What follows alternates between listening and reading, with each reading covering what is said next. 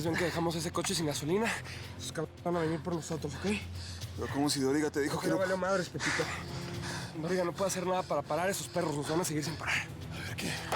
¿Te piensas robar este coche o qué? ¿Tienes una mejor idea?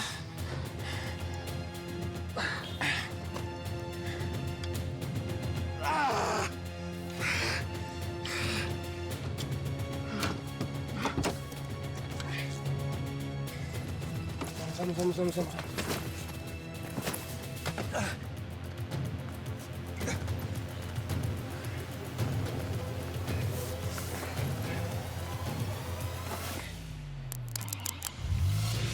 Nos fuimos. Súbete, Pepito. Súbete. ¿Son ellos?